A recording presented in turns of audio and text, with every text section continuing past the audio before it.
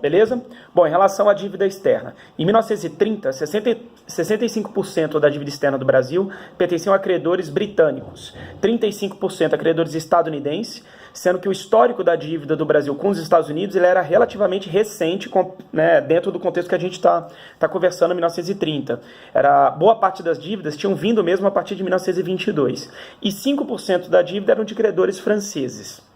A renegociação, né, uma suspensão e uma renegociação já tinha acontecido em 1931, e aí foi negociado um outro fundo de LOA, sendo que os credores britânicos levaram vantagem, o pessoal dos Estados Unidos saiu em desvantagem. E aí, óbvio, né, a maior presença de país estrangeiro, imperialista, era da Inglaterra desde 1808, né, depois de 1810, depois com a independência formal do Brasil em 1922, o reconhecimento em 1925. Então a grande presença era britânica. Os Estados Unidos vão começando da Primeira Guerra Mundial, mas especialmente da Segunda Guerra Mundial para frente. Então os credores britânicos levaram vantagem nesse fundo de LOA que foi feito em 1931. Fundo de LOA que era algo típico lá da Primeira República, né?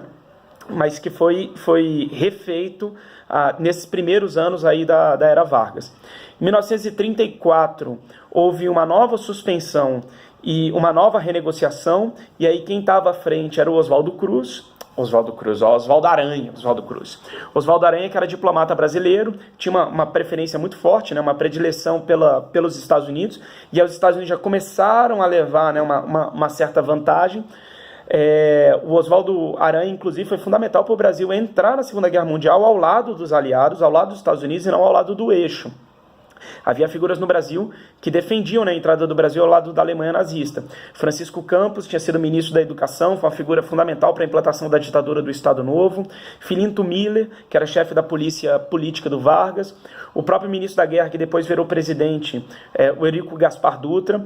Todas essas figuras eram pró-eixo. E o Oswaldo Aranha foi fundamental para o Brasil entrar ao lado dos Estados Unidos. Ele foi presença marcante, inclusive, depois na ONU, né, com ele que se inicia aquela tradição do Brasil fazer o discurso inicial, né, da Assembleia Geral da ONU. Ele foi o voto de Minerva para a criação do Estado de Israel, então é um diplomata que teve uma importância não só no Brasil, mas na geopolítica daquele momento. E ele foi quem deu as diretrizes dessa nova negociação da dívida externa brasileira em 1934. Em 1937, quando é instalado o golpe, né, do Estado Novo, a partir daquele plano forjado, né, daquela fake news na época, o plano Cohen, houve uma nova suspensão.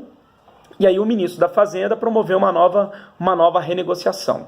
Então, essa parte certinha. O item está correto, né? Essa parte bem certinha. Depois fala em relação à restrição da imprensa, o que é algo típico de ditaduras, obviamente, não seria o contrário da ditadura do Vargas do Estado Novo. O DIP, o Departamento de Imprensa e Propaganda, era o departamento do controle da informação como um todo no Brasil, do que se publicava em revistas, em jornais, do cinema, do que saía na rádio, o principal veículo de comunicação, né? Não haveriam ditadores, como eles foram naquele período, sem os grandes veículos de comunicação de massa, né, oriundos da segunda fase da Revolução Industrial. Então, o controle da informação é algo absolutamente fundamental, trabalhando esses valores de nacionalismo, de uma exaltação do trabalho, né, uma ode ao trabalho. Basta lembrar da música do Bonde de São Januário, né, do Ataúfo Alves. Então, o controle da informação, o controle da imprensa, é óbvio que ele existe. E o fim dos partidos políticos. Em 1935, a ANL já tinha sido extinta, a Olga Benário foi presa e deportada, Luiz Carlos Prestes foi preso e deportado. E deportado não, né? Foi preso e pronto, né? Ficou preso de 1935 até 1944, né? 45. Na verdade, ele foi preso em 36, um ano depois de ter estourado a intentona comunista. E aí, em 1938, foi extinta a AIB, a Ação Integralista Brasileira. Lembre-se que os integralistas eles tinham uma proximidade ideológica com Vargas, porque o Vargas flertava com o fascismo. O Vargas não era um fascista clássico, ipsis literis, tinha alguns elementos de regime totalitário, de regimes nazifascistas que faltavam ao Vargas. A coisa do partido é um deles, e é fundamental, né? O nome do regime totalitário italiano é o nome do partido, é o fascismo. O nome do regime totalitário alemão é o nome do partido, que é o nazismo.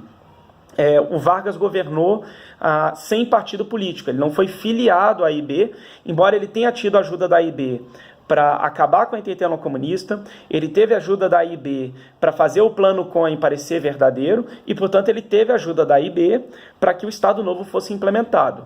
E a AIB, os integralistas, queriam que o Brasil virasse o que virou a Itália fascista, o que virou a Alemanha nazista. Queriam que o Vargas virasse, né, ficasse filiado ao Partido Integralista e que o integralismo virasse o partido no Brasil. Só que o Vargas era justamente aquela figura, na lógica do populismo, que dialogava e que era o centro de vários setores.